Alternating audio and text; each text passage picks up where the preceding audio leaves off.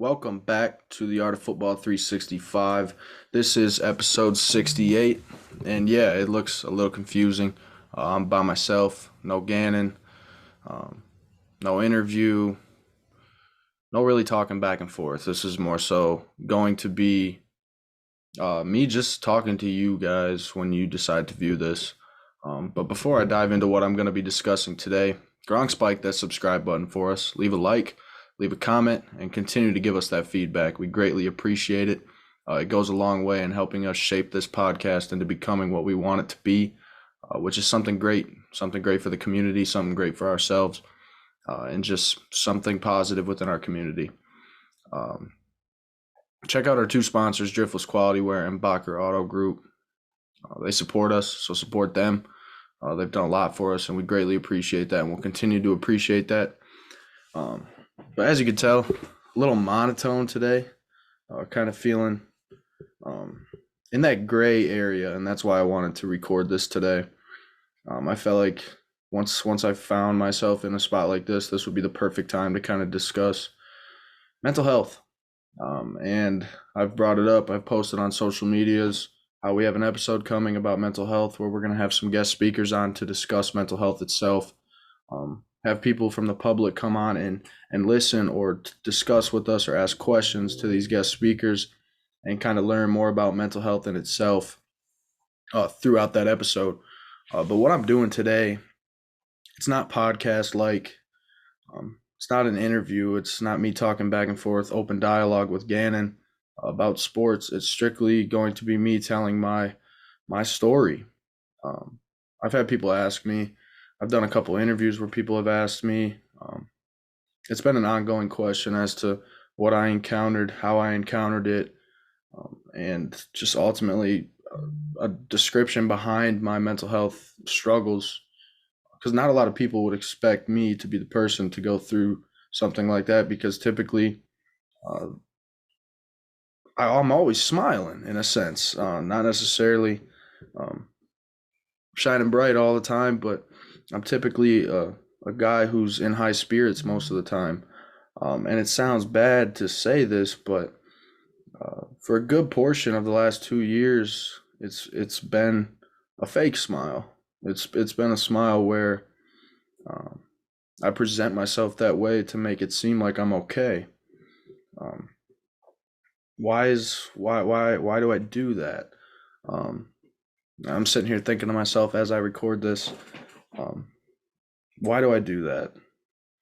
I would say as a man, we struggle to typically discuss our issues, discuss our feelings, our emotions, what we're going through on a typical day. We don't like to typically present those issues because we feel like we're a bother, or we feel like we have to be this incredibly tough guy who doesn't encounter rough days, doesn't encounter sad things. It's almost like we're not supposed to have emotions. Why is that a thing? It actually kind of drove me crazy the past 2 years thinking about that. Like, so many men in this world feel like they can't openly discuss how they feel, and there's things behind it. A lot of people can go through mental health issues because they sleep bad. They have poor sleep schedules. Poor sleep in general, honestly, is kind of what affected me. I have a terrible sleep schedule, so it impacts me from a day-to-day basis for sure. Poor hygiene in general, that's another thing. Lack of physical activity, exercise, getting in the weight room. Diet's another big thing. What you're eating, what your intake is on a typical day-to-day basis. But for me personally, I wouldn't say that those things typically impacted my mental health. I think it was more so a result of me just letting it get there through experiences in my life that I failed to recognize, failed to battle with, and failed to accept. And for me, it dates back to high school. In high school, I was always kind of seen from my friends like an anxious person. I know I'd have friends joke, and we still joke about it to this day, that I would just be anxious, like about minimal things where it's funny, just little things where I would get called anxious and I just sit there and laugh like, I'm not anxious. I'm not anxious because back then in high school, I was like, anxiety is that like I don't have anxiety. Like I'm not depressed. It was just a thing in the back of my head where I'm like, not me. It can't be me. Like I'm fine. Like I'm me. I'm me all the time. Like what's going on? Um, so how did I kind of realize like, no, that's not me. It's not me. What I'm doing on a day to day basis is not me. Uh, it really took till freshman year of college for me. And this is where it kind of gets real and vulnerable in a way, because there's things that I haven't said, things that I haven't mentioned to anyone about this depression encounter that I was forced to deal with in a sense. Um, so freshman year, I'm in my baseball season, my first college baseball season at Highland Community College. Um, had committed there, stayed in my hometown. One of the best decisions I made, honestly. Saved a lot of money. College is expensive, so pick your choice wisely, I guess. But um, so I'm on the bus, going to a baseball game, games, whatever, staying in a hotel, all that fun stuff. It's supposed to be a great time. It's supposed to be a good time with my teammates. I'm supposed to be laughing. I'm supposed to be um, enjoying this part of my life, and I wasn't. I really wasn't whatsoever. Um, what do I mean by that? I literally didn't care to go to the game. I didn't care to be there on the bus. Um, and to put it blatantly, I didn't care to be on this earth. Um, yeah, that's really what it came to. It came to the point where I didn't want to be here anymore, and that's tough pill for me to still swallow. Um, that it got that bad. Um, and me saying this right now while I'm recording is this is my live emotions. I'm taking it all in and realizing I've come a long way. I've gotten myself back into a good situation where I feel like I'm doing good things. I'm doing positive things, and it's helping me. It's helping others, and I'm grateful for that. But still going back and thinking about the things that I have encountered, it was a scary time in my life. I honestly didn't know how long I would be on the earth, how long I'd be here with my friends and family, uh, because I didn't know what to do. I really didn't know how to handle my emotions, how to handle my feelings. And to be completely honest with you guys, you may be sitting here wondering if you're listening, why why did I just start feeling bad?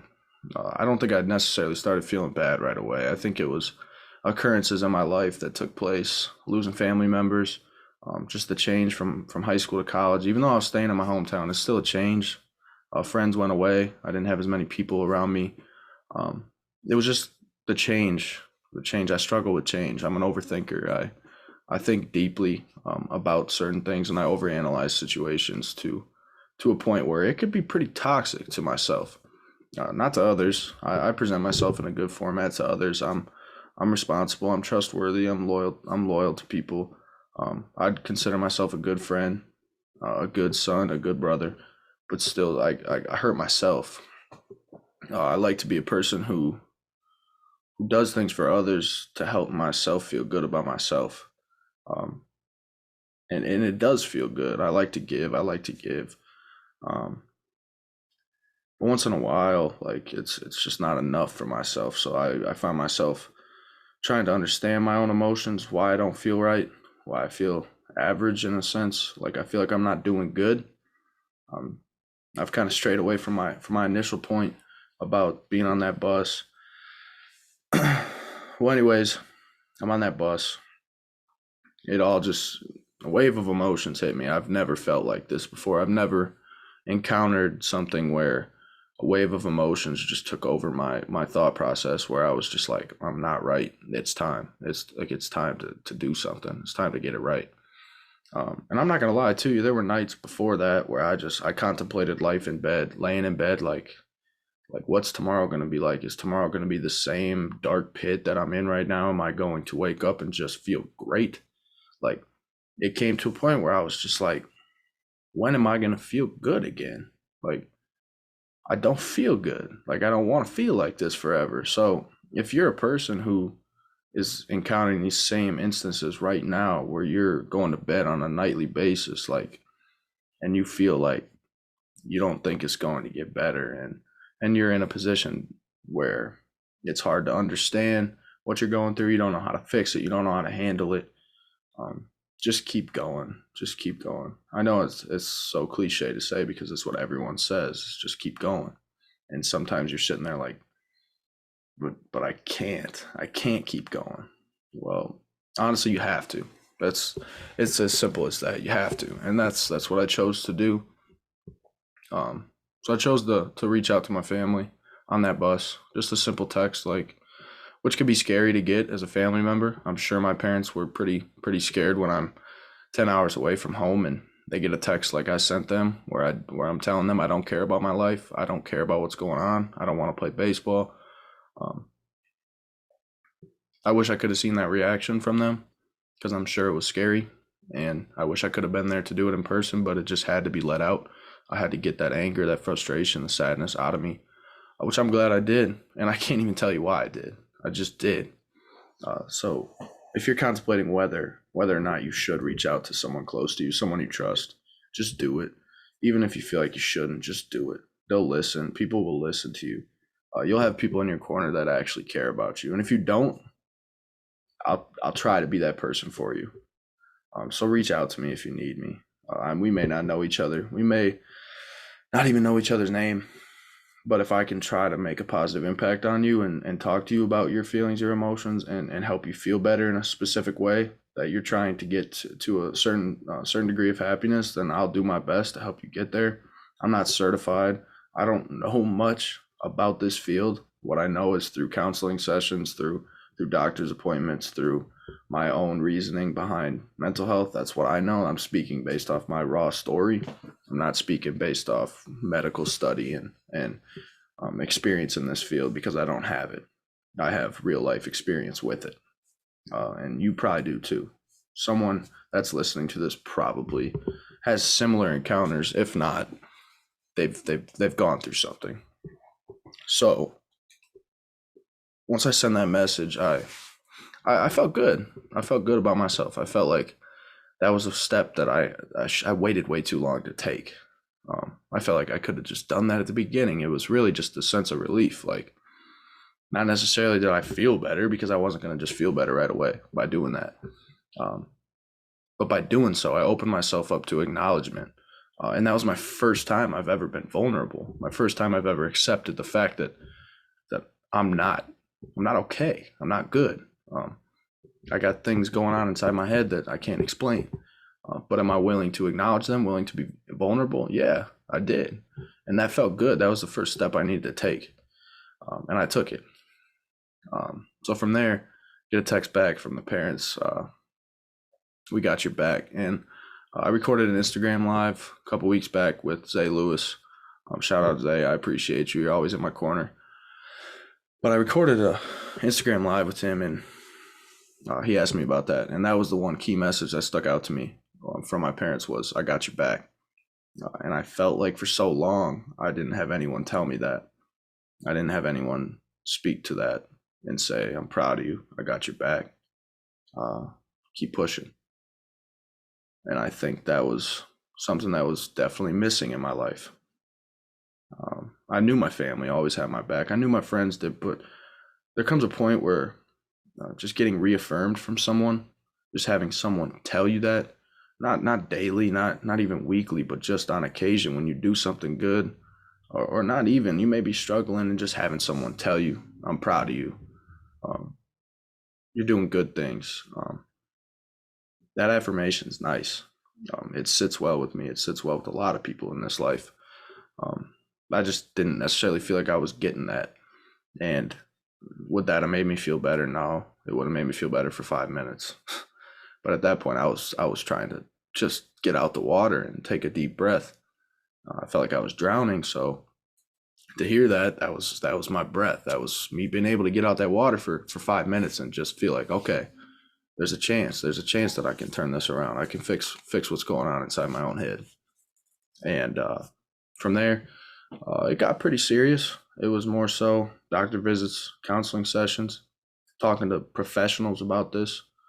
And let me tell you, I'll be the first to tell you, actually, like, it impacted me. It changed my life, because without those occurrences, being able to speak to people that don't know me, speak to people that in all reality don't care about me, but being able to be open with them and having a listener in the room with me, look me in the eye and tell me how it is, because they understand that they've medically researched it. They've studied their field within it, so they understand what I'm speaking to.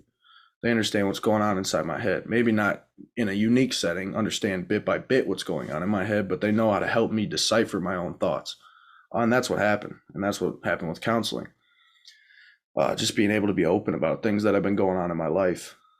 And honestly, I had no idea, besides the events that took place in my life, like how it got to be what it was. So by talking out those issues, it opened up an avenue to me to finally be able to understand where it stemmed from, where it came from. Um, so when I got that, when I finally clicked in my head, I was like, what took me so long? What took me so long to try to get myself right? And I think that's a big misconception within this life that we live, especially for men. Um, no downgrade to women with mental health. I'm sure there's plenty of people out there that still feel like they can't speak on it, even if they're not a man. But just the stigma that's been placed on us men to be this big old tough guy. Something I've learned over the last 2 years is just that it makes me 20 times stronger, 100 times stronger, a million times stronger, just by being vulnerable, being who I am, because I am. Yeah, that's literally what it is. Just be myself. If I'm myself, I don't care about the judgment. There's going to be people that judge me. There's going to be people that judge me for this video. There's going to be people that judge me in every decision that I make. Same for you.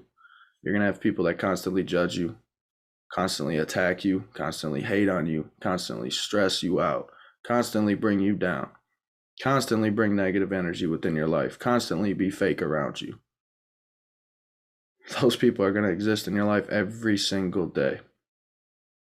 And it'll tear your mental health apart unless you find a way to get a grip on it.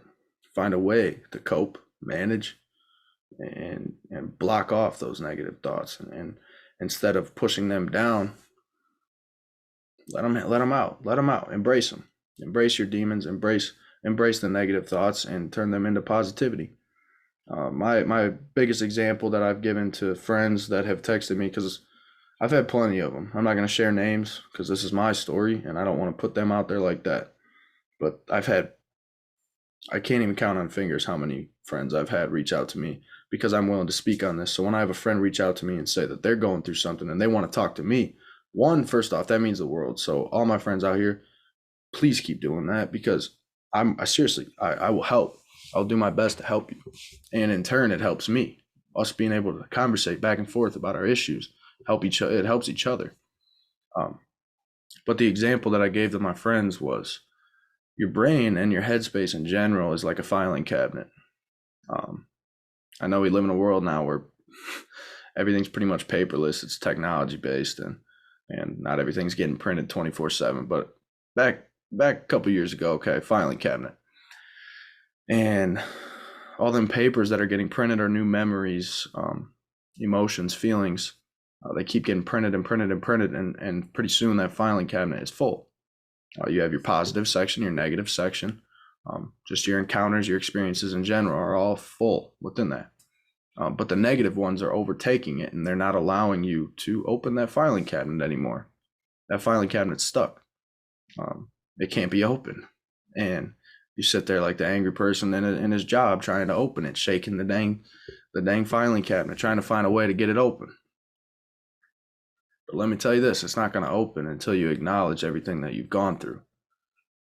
And until that opens, honestly, to put it as truthfully as I can, you may make new memories. You may have more positive experiences, more negative experiences, but none of those are going to be positively memorable for you. because you're always going to look back on those memories as if you weren't okay because you weren't. So in reality, don't let your filing cabinet get clogged. Don't let it get stuck. Um, let it be able to open. It's just like your mind. Let your mind be able to open. Let it be able to process what you're going through, and allow yourself to be open with it. And if you feel like you can't speak to someone about issues, about what you're going through, write it down. It's something as simple as that. Um, People will make fun of you for having a journal. People will make fun of you for writing it down. People will make fun of you for speaking on it. Like I've said, you're going to get judged. Who cares? Who cares? This world we live in now in 2022, every little thing you do, you're going to get judged for anyway. So why allow yourself to feel terrible? Why? Don't allow yourself to feel terrible if there's something you can do about it. Even if someone's going to say to you, "Oh, you're a crybaby. You're just worried about your emotions." All that. No, no, that's not how this life works. And I'm not going to pretend to be an expert here by any means. I'm not perfect by any means. I got issues on the daily, and that's why I recorded this now, because I'm in a gray area right now. Shout out to Jay Glazer. His book Unbreakable kind of gave me that term, the gray area, and then you can see slivers of blue. I'm in that gray area today. Why? To truth be told, I don't know. I just woke up and it was just a bad, hazy mental day. It's just, we all encounter those days, and it's okay. But what did I do? I acknowledged it. I'm acknowledging it in front of a recording right now. So for you, if you're having one of those days, write it down. Write down what you're going through, why you're going through it. And if you can't analyze it, you can't understand it, then speak to someone else on that. But just get it out. Get it out of your head. Open that filing cabinet. Allow it to be open. Allow it to be able to open and close freely with new memories, good memories coming inside of it. If you don't, you're going to find yourself where I was 2 years ago. And it may be even worse for you. I'm not one to tell you that my story is worse than yours. All of our stories are unique. All of our stories are really different, honestly.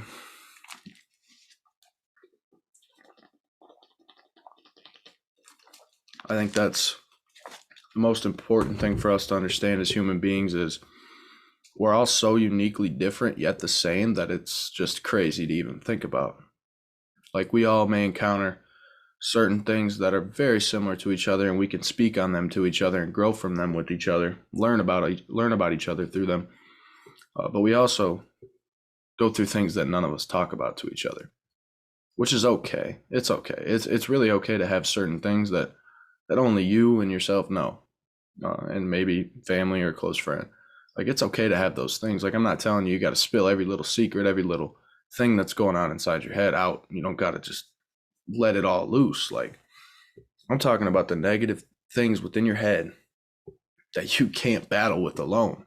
And you know if you can't battle with them alone, because they'll eat you up. And what I mean by eat you up is you're going to be sitting there on a day-to-day basis, and those overthinking and overanalyzation of thoughts in your head are going to just swallow you whole. And you'll know, like I said, because you're not going to be able to focus on anything. You're not going to be able to do schoolwork. You're going to have no motivation to get out of bed. You're going to stop working out. You're going to stop doing your passions. You're going to stop hanging out with your friends. Why do I know that? Because I was that person. I was that person. And it's funny now. Like, you might catch me laughing a little bit. Well, it's funny to me now because of, like I said, where I'm at today. Honestly, people have asked me this question: would I believe a year ago if I would have this podcast where it's at now? If I would have it on track to go where it's supposed to go? I would have told you no. Honestly, like, I've always had confidence. I still have confidence. I've always been a confident guy about myself, about the things that I do. I know if I work hard enough, I can do anything I want to. I truthfully believe that. But back in that gray area, I wouldn't have been able to tell you I could do anything successful, because I just didn't believe it. I didn't believe that I was worthy of doing good things. The things that I was a part of, like baseball, for example, I was confident in. I knew I could be a good athlete. But there was also things within my head that I was insecure about, very self-conscious about, but didn't know how to speak on them. So they were issues, real issues I didn't know how to address. So like, I hope this helps. Like, I hope this helps someone. I don't want this video to just get like 100 views and have people be like, oh, like, appreciate your vulnerability. Like, I truthfully hope like one person sees this video and is like, I'm gonna start working on myself. I'm gonna start fixing what I got going on. Like, I can't keep doing this anymore. Why do I say that? Because like, if this can genuinely help one person, and like they can start to understand what I went through is similar to what they went through, or it's completely different, but it's still affecting them negatively. Like, but they decide to get help. Like, that's a positive influence for me. That's a positive influence on themselves. And if we could just set off a chain reaction of that, the stigma will slowly but surely go away. Now, do I think it will ever fully go away? No. It's things that are stigmatized in this life don't go away until people that stigmatize them die out. That's just the way life is. Not even just a stigma on mental health, but a stigma on a whole lot of other issues that this world has right now. In part, some parts of it may go away, but there's always going to be people out there that have poor opinions and look on things differently than other individuals. That's just the way life is. Yeah. So now that I've talked about where it started, how it went, doctor visits, counseling. Pretty much where it's gotten me to is where I'm at right now, sitting in front of a camera with the microphone, speaking about my thoughts. It's pretty cool if you ask me. I'm not gonna lie to you. I like doing this. I like being able to just present myself for who I am. This is me. This is me being vulnerable. This is me being unbreakable. This is me being a tough guy. In all reality, this is what it is. What you see is what you get, and I'm going to give you exactly what you'll see. That's me. And I appreciate that about myself. I'm proud of myself for that.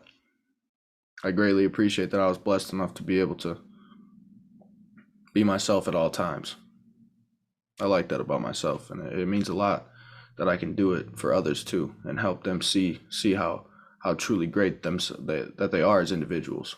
It makes me feel good to help another person see the beauty within themselves. Because we all have it. We all have it. Some people just may not believe they have it, but they have it. Every single person in this world has beauty within them. It's just a matter of letting it shine bright by just opening up, being you all the time, 100% presentable as yourself. No one else. Don't try to be like anyone else. That'll eat your mental health up completely if you try to fake it. Don't try to be someone you're not. Just be you, unique, be different. I say this all the time. It's funny. Just call me anything but normal. Now, that's cliche. It sounds weird, but like, I don't want to be normal. I don't want to be the person who does the 9-to-5 job, comes home, goes to bed, does it again. No. And it's not even necessarily surrounded by my mental health, but I just want to be different. I want to be unique. And everyone in this world, if they chose to be that way, chose to be different and unique, then we'd be ourselves all the time, instead of trying to be susceptible and fall towards what society tells us to be, because that'll eat your mental health alive. Do what you want, do it for you. You ain't got to do it for anybody else. You ain't got to please anybody in this life.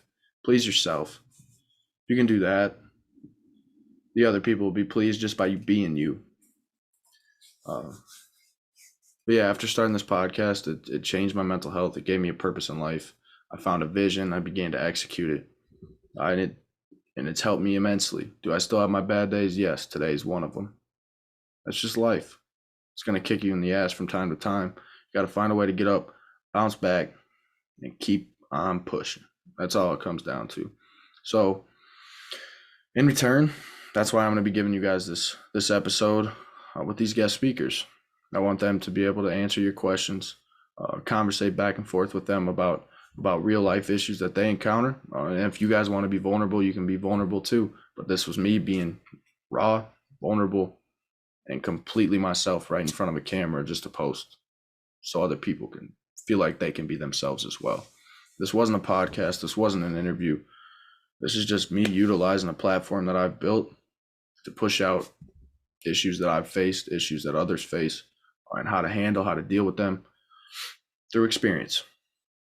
That's as simple as it gets. So I hope you guys found somewhat of gratitude towards this video, and I hope it helps you. I hope it helps push you to begin to work on yourself. Put yourself first. Self-care is important.